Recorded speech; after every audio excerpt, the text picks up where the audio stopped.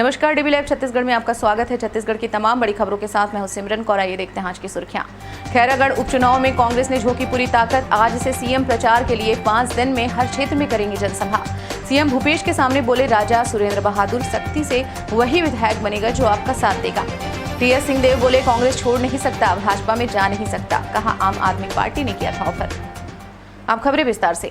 खैरागढ़ विधानसभा उपचुनाव में कांग्रेस ने अपनी पूरी ताकत झोंक दी है। मुख्यमंत्री भूपेश बघेल ने आज से खुद वहां प्रचार का मोर्चा संभाल लिया है।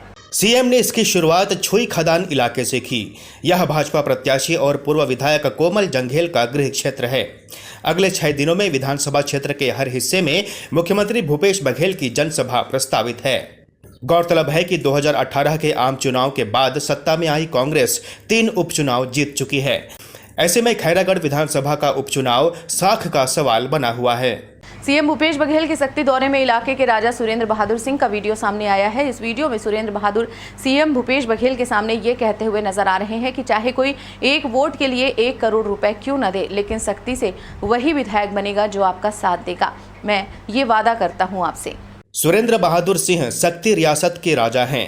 वो अविभाजित मध्य प्रदेश में मंत्री रह चुके हैं। कुछ साल पहले उन्होंने कांग्रेस छोड़ दी थी और 2013 के विधानसभा चुनाव में सुरेंद्र बहादुर ने गोंडवाना गणतंत्र पार्टी के टिकट पर विधानसभा चुनाव लड़ा था। हालांकि वो चुनाव में हार गए थे। इसके बाद 2018 विधानसभा चुनाव के पहले सुरेंद्र फिर से कांग्रेस में लौट आए थे। उन्होंने इस मुलाकात के दौरान क्या कहा, जरा सुनिए।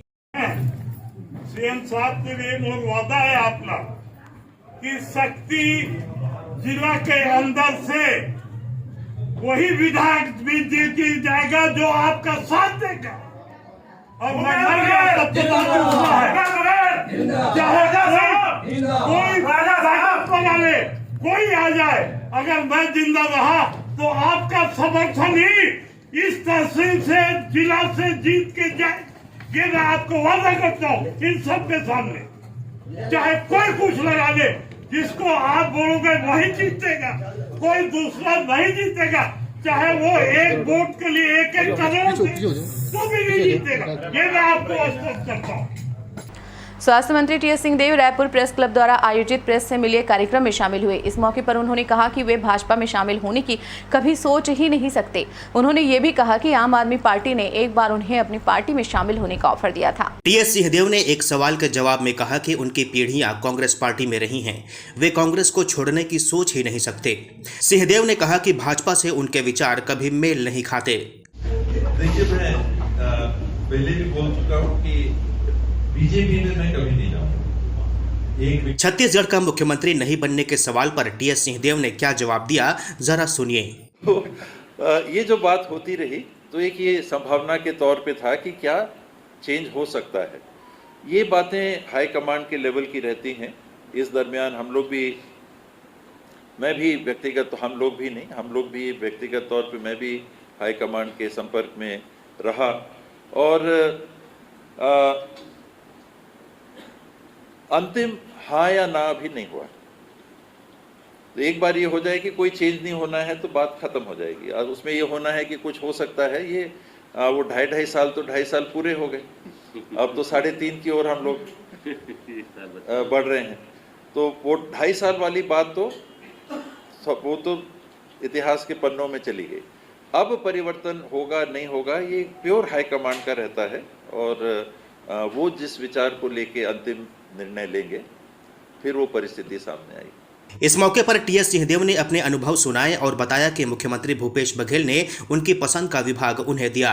उन्होंने स्वास्थ्य विभाग में व्यवस्था में सुधार के अनेक प्रयास किए। उन्होंने कहा कि टैक्स का अधिकार राज्यों से हटाकर केंद्र के पास होने को लेकर वे सहमत नहीं हैं।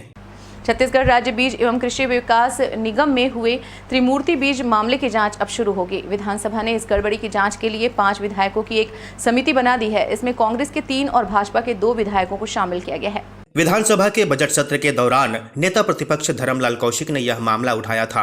जवाब में कृषि एवं जल संसाधन मंत्री रविंद्र चौबे ने माना कि ब्लैक लिस्टेड कंपनी त्रिमूर्ति को बाद में डिबार सूची से हटा दिया गया और 2 करोड़ 61 लाख रुपए का भुगतान भी कर दिया गया। यह गलत हुआ है। इसे देखते हुए विधानसभा अध्यक्ष डॉक्टर चरणदास महंत ने उसी दिन सदन में जांच की घोषणा कर दी। बाद में कमेटी की घोषणा की गई। छत्तीसगढ़ प्रदेश में हिंदू नववर्ष का स्वागत भक्तिमय माहौल में भव्य शोभा यात्रा के साथ किया गया। प्रदेश के विभिन्न शहरों में हिंदू संगठनों ने श्री राम की प्रतिमा के साथ विशाल शोभा यात्रा निकाली।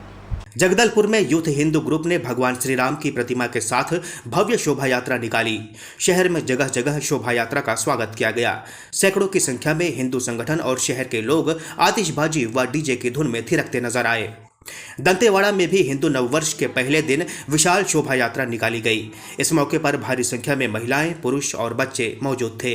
हिंदू नववर्ष पर बिलासपुर शहर भगवा रंग से छा गया। पुलिस ग्राउंड से निकली शोभा यात्रा में भगवाधारी महिलाएं रामधुन पर थिरकती रहीं। वहीं युवक जय श्री राम के जयकारे लगाते रहे। कोरबा में हिंदू नववर्ष का स्वागत धूमधाम से उत्साहपूर्वक किया गया। हिंदू क्रांति सेना व धर्म सेना ने नववर्ष के स्वागत में ऊर्जाधानी को भगवामय कर दिया और हजारों की भीड़ ने शोभा यात्रा में सहभागिता दर्ज कराई। शहर के चौक चौराहों पर केसरिया झंडे तोरण से माहौल भक्तिमय हो गया। शोभा यात्रा का जगह जगह स्वागत हुआ और शहरवासी उमंग और उत्साह में सराबोर दिखे। रायपुर जेल में करीब 3 महीने से बंद महाराष्ट्र के कालीचरण की रिहाई दूसरे दिन भी नहीं हो पाई। जेल प्रशासन ने महाराष्ट्र कोर्ट के किसी दस्तावेज को लेकर मामला अटका दिया। नियमों का हवाला देते हुए उन दस्तावेजों की डिमांड की गई और कालीचरण सेंट्रल जेल से बाहर नहीं आ पाए।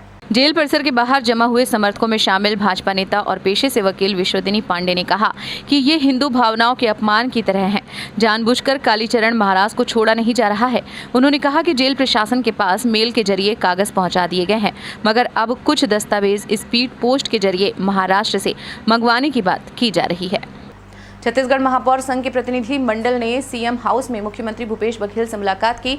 बीते दिनों संघ की मांग पर ही सीएम ने प्रदेश के नगरीय निकायों के लिए 579 करोड़ रुपए की स्वीकृति के साथ महापौर अध्यक्ष और पार्षद निधि की राशि 1.5 गुना तक बढ़ाने की घोषणा की है। मुख्यमंत्री ने सभी महापौरों से पूछा कि अब तो खुश हो ना।